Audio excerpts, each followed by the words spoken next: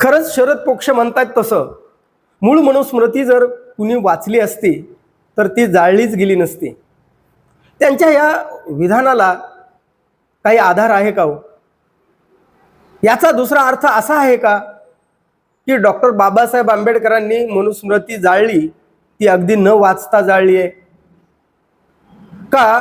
संघपरिवारवादी विचारधारेचा doctor Babasaheb आंबेडकरांवर प्रचंड असा राग आहे आणि हे शरद पोक्ष जे बोलले त्यांनी डॉक्टर बाबासाहेब आंबेडकरांचं नाव जरी घेतलं नसलं तरी त्यांच्या विधानाचा जो अर्थ निघतोय की डॉक्टर बाबासाहेब आंबेडकरांनी मनुस्मृती न वाचता जाळली, ही जे स्वतःला आंबेडकरवादी म्हणवतात, स्वतःला पुरोगामी म्हणवतात, शाहू फुले आंबेडकरी चळवळीचे पाईक स्वतःला म्हणून घेतात, त्यांच्यासाठी ही शरद पोक्षे चांगली एक चपराक आहे का हो?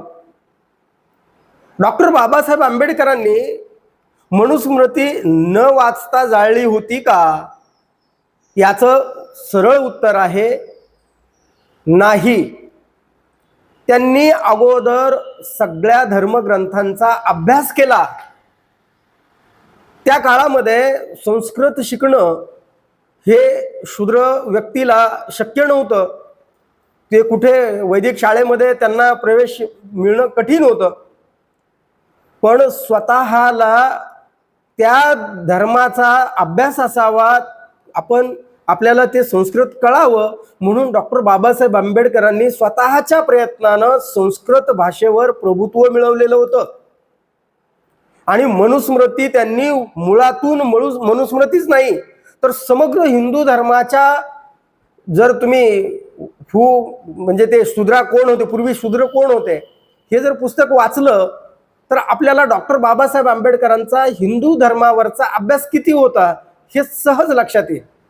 पण तसं हे नाटककारांना किंवा हे नाटकी व्यक्तींना, म्हणजे हे नाटकी पात्रामध्ये कधी शिरतात, कधी बाहेर पडतात, म्हणजे ते खरं कधी बोलतात, खोटं कधी बोलतात, हे आपल्याला म्हणजे सामान्य माणसाला याचा अंदाज लावता येणं शक्य नाही. पण डॉक्टर बाबासाहेब आंबेडकरांनी मनुस्मृतीच नव्हे तर समग्र हिंदू धर्माच्या मूळ ग्रंथांचा अभ्यास केलेला होता.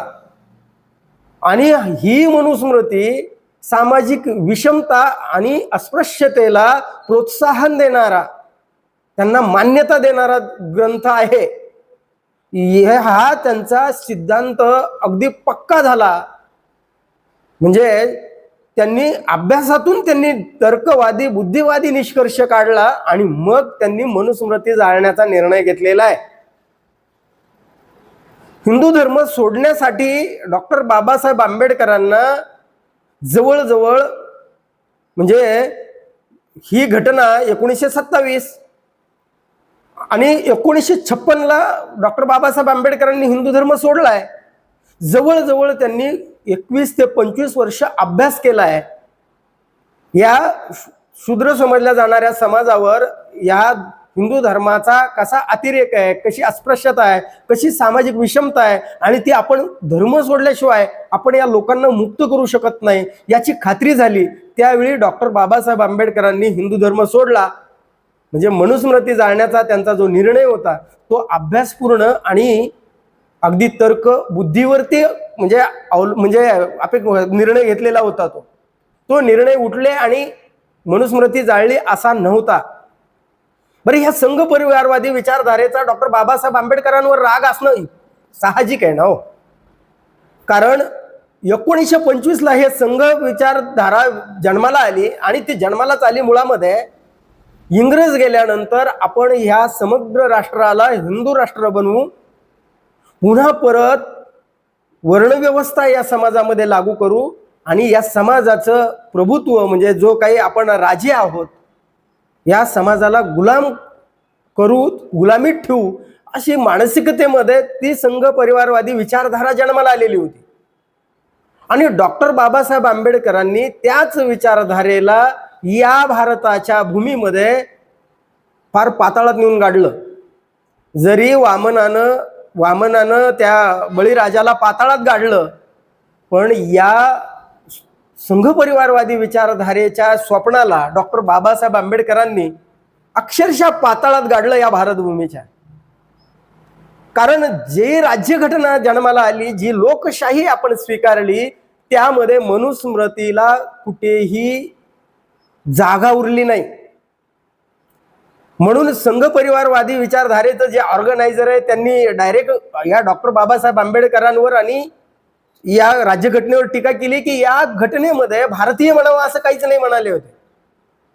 कारण आपला मूळ कायद्याचं पुस्तक म्हणजे मनुस्मृती आहे आणि त्याला जर स्थान नसेल तर आपलं समाजामधलं श्रेष्ठत्व कुठंतरी ते खंडित होईल. आपल्याला ती आपली पहिल्यासारखी समाजामधली उच्च वर्णीयाची जी भावना आहे ती राहणार नाही. म्हणून त्यांचा डॉक्टर बाबासाहेब आंबेडकरांवर प्रचंड राग होता आणि त्यांनी डॉक्टर बाबासाहेब आंबेडकरांच्या प्रेतयात्रा काढल्या हो. म्हणजे अक्षरशः डॉक्टर बाबासाहेब आंबेडकरांचा जे काही त्यांनी राज्यघटना लिहून आणि लोकशाही भारतामध्ये म्हणजे ती स्वीकारायला लावून ज्या पद्धतीनं संघ परिवारवादी विचारधारेला इथून मुळासकट उपटलं, ते शल्य यांना आजही टोचतंय.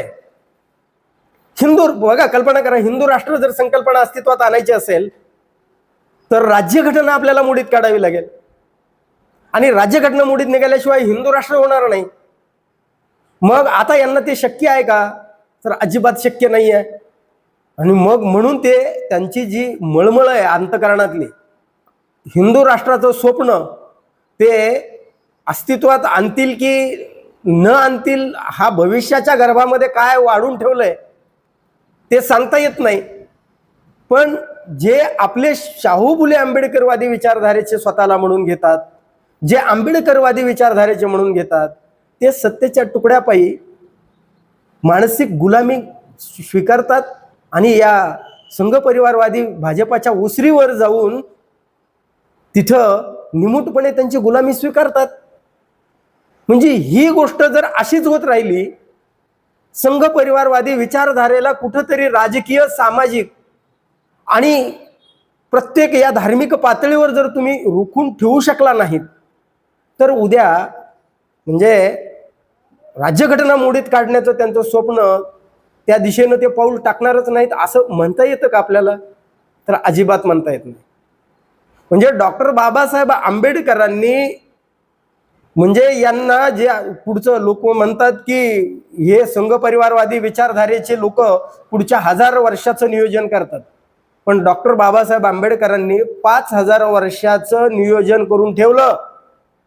या मातीमध्ये जोपर्यंत एक व्यक्ती या भारतामध्ये डॉक्टर बाबासाहेब आंबेडकरांना, गौतम बुद्धांना, शाहू फुले आंबेडकरी विचारधारेला, छत्रपती शिवाजी महाराजांना मानणारा व्यक्ती, एक व्यक्ती शिल्लक असेल या देशामध्ये, तोपर्यंत या संघ परिवारवादी विचारधारेला या देशामध्ये हिंदू राष्ट्र बनवता येणार नाही.